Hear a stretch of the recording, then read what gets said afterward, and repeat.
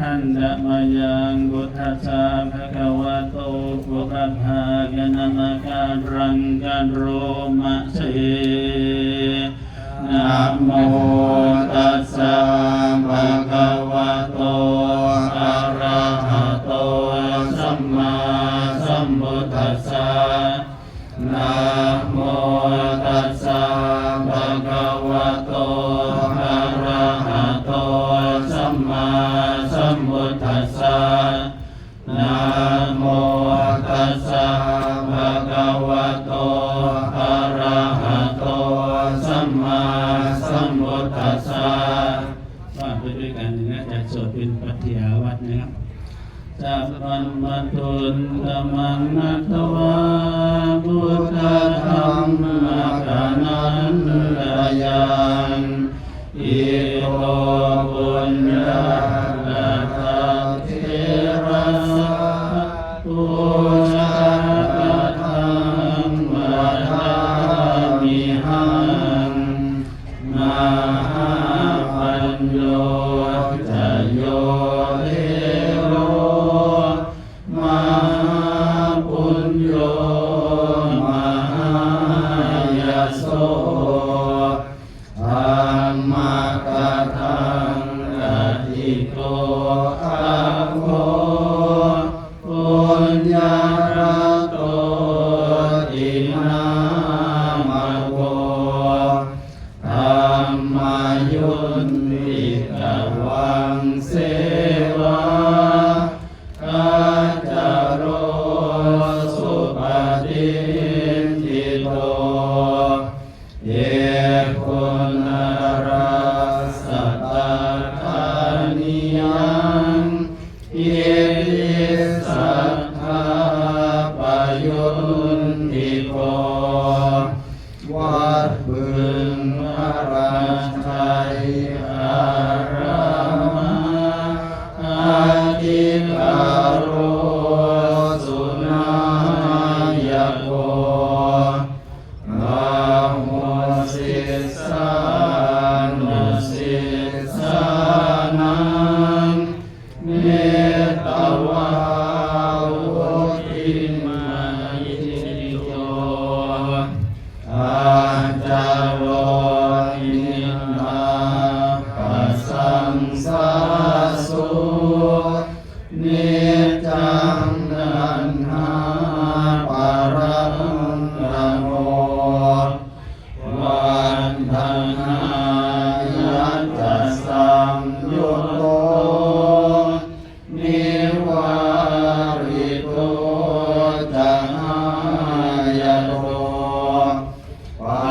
ญจุปันนิราชยินเนรัมมาวชิราโสภโนอานิคิตาตุโลเอโสนารานาราปยุนจโกเม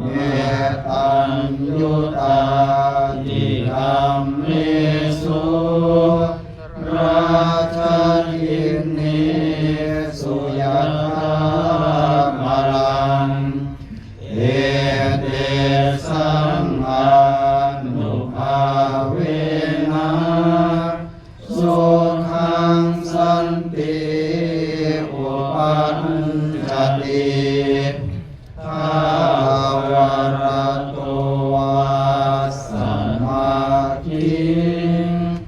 สัมมาธัมโมปิสัมมาติปุญญาระโตอายันดานิปุณณานุทิอายุรัตนัตตยานุภาเวนะธัมมากังปุญญาเตจัสสะปัจจุปันเนอติเตจาปุมภาเทรานังเตจัสสะ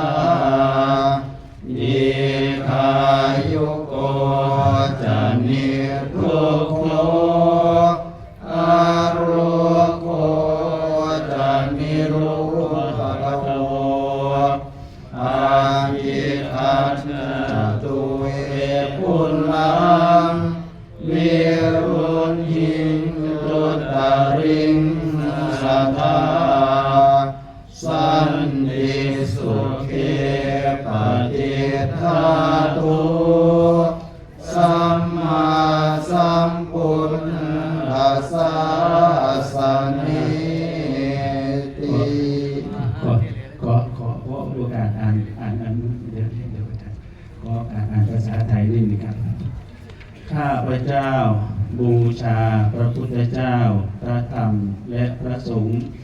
อันสูงสุดกว่าสิ่งทั้งปวงแล้วจากนี้ต่อไปจะขอกล่าวถ้อยคำเพื่อน้อมบูชา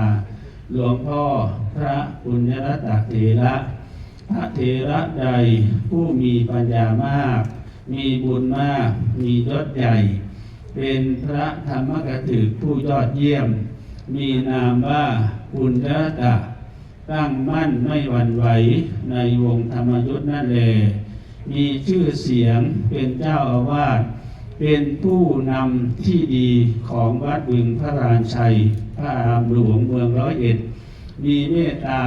ปรารถนาความเจริญแก่ศิษยานุศิษย์ทั้งหลายไม่หวั่นไหวในความนินทาและสรรเสริญมีความบากบั่นมั่งคงเป็นนิจชักชวนศิษยานุศิษย์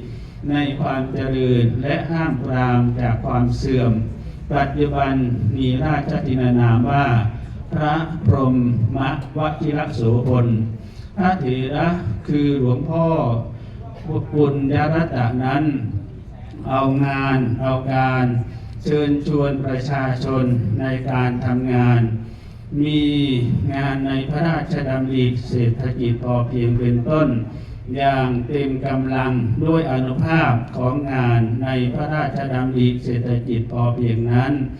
ประชาชนก็พากันเข้าถึงความสงบสุขและสามัคคีอย่างยั่งยืนในสังคมภาพรวมก็สงบร่มเย็นมาบัดนี้พระเถระ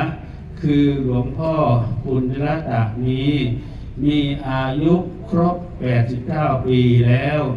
ด้วยอานุภาพพระศรีรัตนตรัยด้วยเดชแห่งบุญของข้าพเจ้าทั้งหลายและด้วยเดชของพระเถระบูรพาจารย์ทั้งใน